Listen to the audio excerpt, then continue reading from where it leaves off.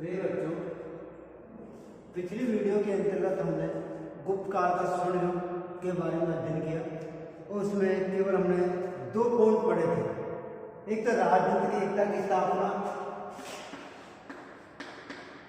राजनीतिक एकता की स्थापना, और दूसरा पॉइंट पर अध्ययन किया था अपन ने, एक तो राजनीतिक एकता की स्थापना, दूसरा आदर्श प्रशासन।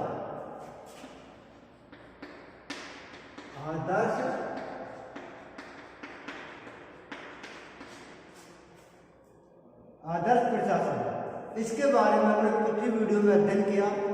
आज हम इससे आगे शांति और समृद्धि का काल पर अध्ययन करेंगे।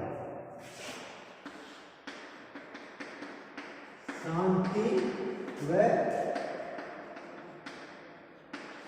समृद्धि का काल, शांति व समृद्धि का काल। गुप्त काल की एक महान विशेषता यह थी कि वह शांति और समृद्धि का काल था। साक्ष्यों के अध्ययन से यह पता चलता है कि साक्ष्यों के अध्ययन से यह पता चलता है कि उस समय जनता के पास धन की कोई कमी नहीं थी। लोगों के पास अपार धन था तथा अन्य देशों की जनता के साथ उनके संबंध अच्छे और व्यापारिक संबंध थे। गुप्तकालीन आर्थिक समृद्धि व संकल्पना का सबसे बड़ा प्रमाण यह है कि उस समय सोने के सिक्के का प्रचलन था। यानी कि उस समय सोने के सिक्कों का प्रचलन हो चुका था और चोरी और डकैती जैसे अपराध नहीं होते थे। फाहियान ने गुप्त काल में भारत के अनेक स्थानों पर भ्रमण किया और उसने यह भी विवरण इन घटनाओं को स्पष्ट खंडन किया कि इसके विपरीत सम्राट हर्षवर्धन के शासनकाल में भारत का भ्रमण आए विदेशी यात्री हैंडसांग को डकैतों द्वारा 3 बार लूटा गया। इस प्रकार गुप्त काल शांति और समृद्धि का युग था। यानी कि हर्षवर्धन के काल को लूटोरों ने 3 बार लूटा गया था।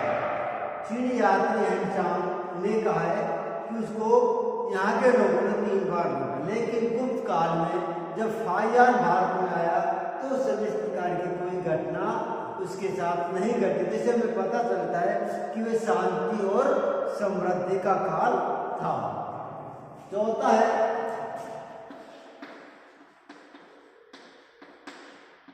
आदर्श नैतिक जीवन। आदर्श नैतिक जीवन, आदर्श नैतिक जीवन। गुप्त काल में लोग आदर्श और नैतिक जीवन व्यतीत करते थे। वे शुद्ध आचरण व सदा जीवन में विश्वास रखते थे। वे शुद्ध आचरण और सादा जीवन में विश्वास रखते थे। मांस में मदिरा तो क्या, लोग प्याज और लहसुन भी नहीं खाते थे। फाहियान लिखता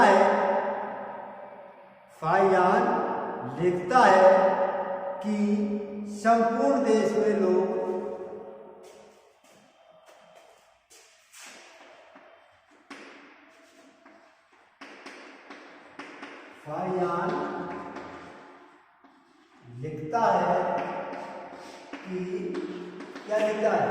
फाहियान लिखता है कि संपूर्ण देश के लोग किसी जीवित प्राणी की हत्या नहीं करते। संपूर्ण देश में लोग, संपूर्ण देश में लोग किसी प्राणी की हत्या नहीं करते थे।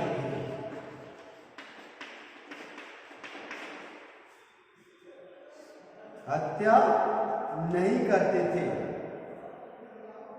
वे किसी नशीले पदार्थ का सेवन नहीं करते थे। वह किसी नशीले पदार्थ का सेवन नहीं करते थे।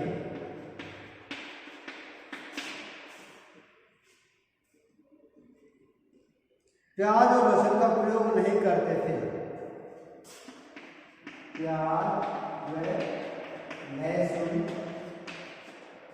का प्रयोग नहीं करते थे। प्रयोग नहीं करते थे।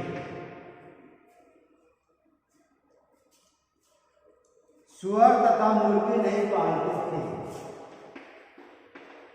सुअर तथा मुर्गी नहीं पालते थे।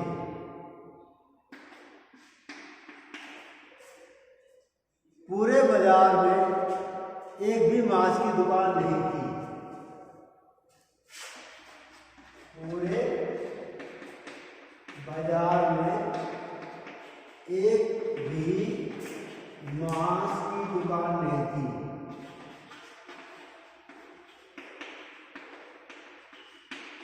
यानी फाइजान अपने यात्रा वर्णन में इसका वर्णन करता है। वस्तुतः गुप्त काल के लोगों सादा और शुद्ध जीवन उस समय की प्रचलित सामाजिक अवधारणाओं से प्रभावित थी। साहित्यिक स्रोतों से हमें भी ज्ञात होता है कि गुप्त काल की जनता धर्म अर्थ काम मोक्ष, धर्म अर्थ काम मोक्ष में विश्वास करती थी।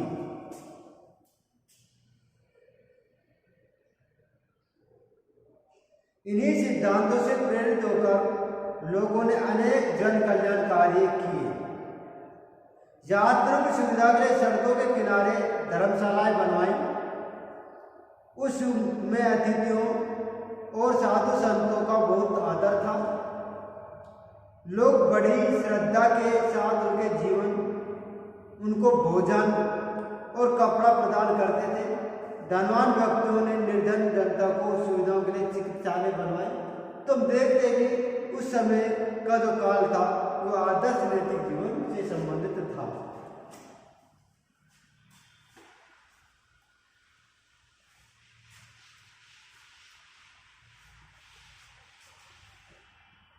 पांचवा है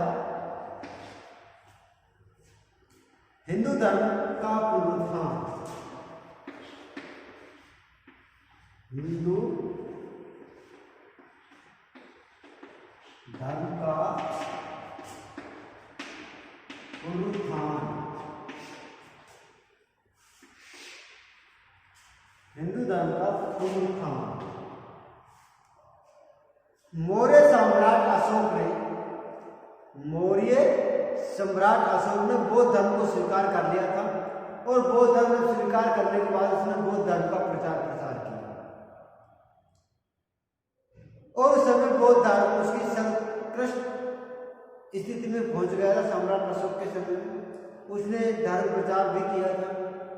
लेकिन गुप्त काल के अंतर्गत फिर से हिंदू धर्म का पुनरुत्थान।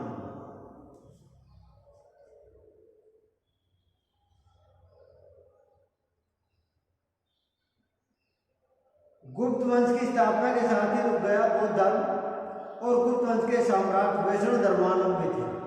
इसीलिए उनकी प्रेरणा से इस युग में हिंदू धर्म का पुनरुत्थान हुआ।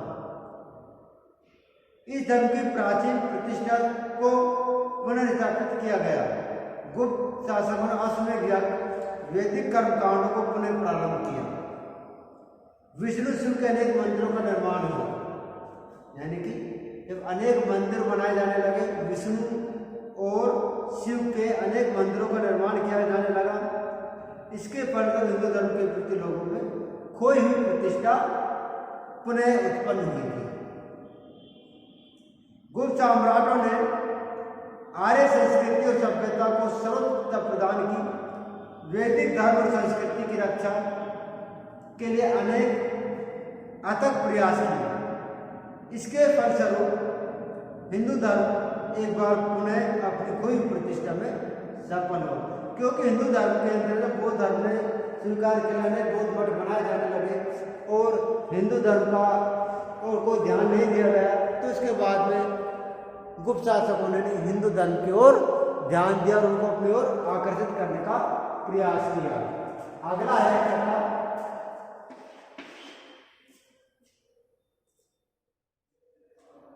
संस्कृत भाषा की उन्नति।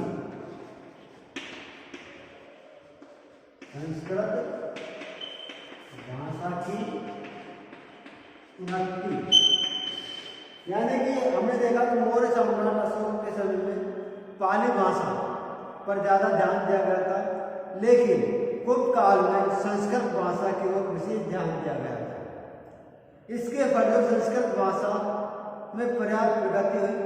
गुप्त सम्राटों ने पाली भाषा के स्थान पर संस्कृत भाषा को राष्ट्रभाषा के रूप में स्वरूप प्रदान की गई थी। यानी जब मौर्य काल में जो राष्ट्रभाषा जो पाली थी वहाँ पर उन्होंने संस्कृत भाषा को बढ़ावा दिया और तत्कालीन मुद्रा पर संस्कृत भाषा का प्रयोग किया जाने लगा।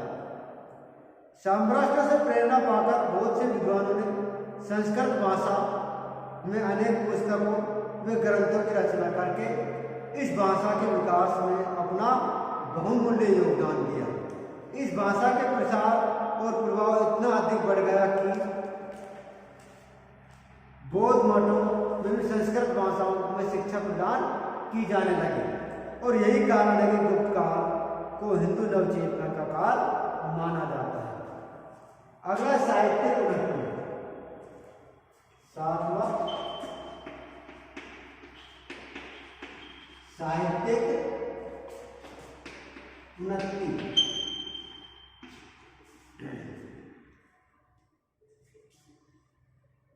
गुप्त सम्राट महान विजेता और कुशल प्रशासक होने के साथ साथ साहित्य प्रेमी भी थे। उन्होंने संस्कृत भाषा को राष्ट्रभाषा के रूप में स्वीकार नहीं किया, बल्कि संस्कृत तथा अन्य भाषाओं में उच्च कोटि के साहित्य लेखन का कार्य को भी प्रोत्साहन प्रदान किया। इस युग के साहित्यकारों में हरिसेन, अमर सिंह, आर्यभट्ट, भैरवी, विशाखादत्त, कालिदास, वराहमिहिर आदि के नाम विशेष उल्लेखनीय हैं, जिन्होंने गुप्त सम्राटों की सहानुभूति, उदारता एवं संरक्षण का लाभ उठाकर सर्वश्रेष्ठ साहित्य की रचना की। उनकी कृतियां भारतीय साहित्य में अमूल्य निधि मानी जाती है। यानी कि हम देखते हैं कि साहित्य संस्कृत साहित्य को इन्होंने बढ़ावा दिया। कालिदास ने अपनी पुस्तकों, नाटकों के माध्यम से संस्कृत भाषा को बढ़ावा दिया। हरिसेन, अमर सिंह, भैरवी, विशाखादत्त ऐसे लोगों ने भी साहित्य और संस्कृत भाषा की ओर प्रगति में उन्नति की गई। शिक्षा में उन्नति,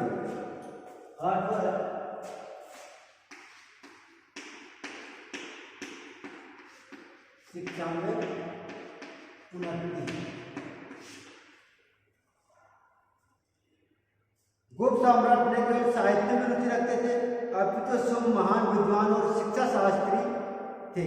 उन्होंने साहित्यिक उन्नति के साथ साथ शिक्षा का प्रचार प्रसार पर पूरा ध्यान दिया।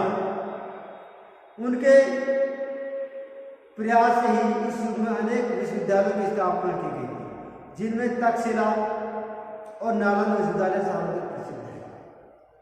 यानी कि शिक्षा के क्षेत्र में पर्याप्त ध्यान दिया। तक्षशिला और नालंदा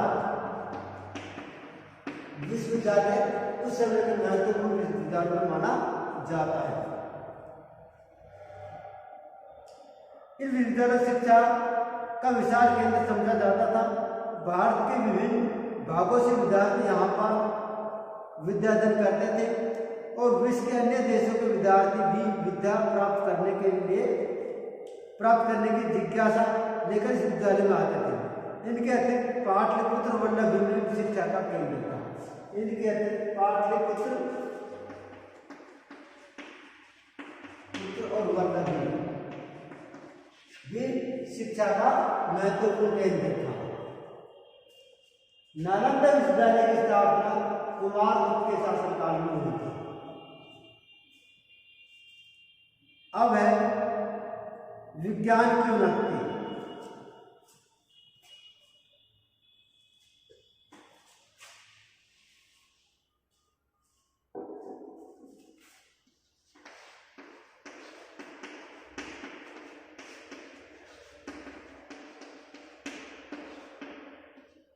विज्ञान की उन्नति।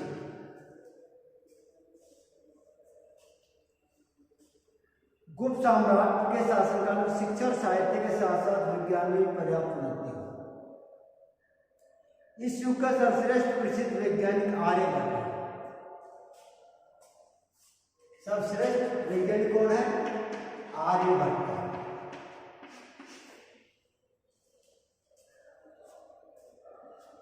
वह ज्योतिष, गणित और खगोल शास्त्र के विद्वान थे। वह ज्योतिष, गणित और खगोल शास्त्र, ज्योतिष,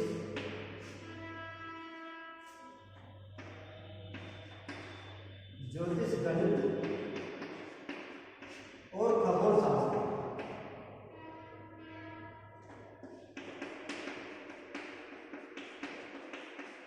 वह ज्योतिष, गणित और खगोल शास्त्र के विद्वान थे। उसने अनेक वैज्ञानिक सिद्धांतों का आविष्कार किया, जैसे पृथ्वी अपनी धुरी पर घूमती है, पृथ्वी अपनी धुरी पर घूमती है, चंद्रमा की छाया पृथ्वी पर पड़ने पर ग्रहण होता है। इसके अतिरिक्त दशमलव प्रणाली का आविष्कार किया।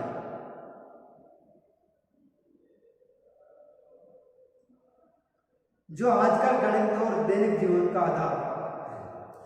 ये सभी सिद्धांत आज भी विज्ञान के आधारभूत सिद्धांत माने जाते हैं। आर्यभट्ट कहते हैं चरक, ब्रह्मगुप्त और धन्वंतरी भी। इसके अलावा चरक, धन्वंतरी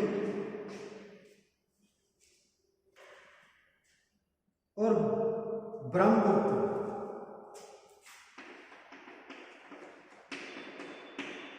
जैसे विद्वान भी गुप्त काल की देन है।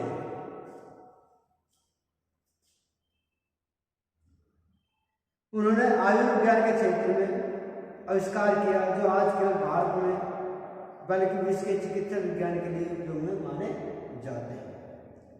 इसके बाद में कला की प्रगति।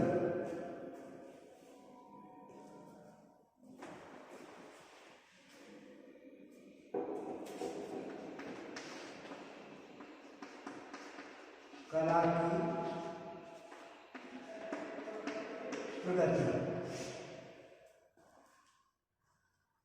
गुप्त काल में कला के सभी अंगों, वस्तुकला, मूर्तिकला, चित्रकला, संगीत कला एवं अन्य ललित कलाओं का विकास हुआ और उन्हें पूरा अवसर भी मिला।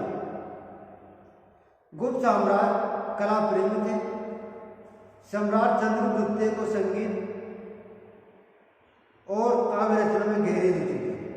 उसके समय में सिक्कों पे समुद्रगुप्त का हाथ में वीणा बजाते हुए दिखाया गया। उसके सिक्कों पर समुद्रगुप्त को हाथ से वीणा बजाते हुए अंकित किया गया। इस युग में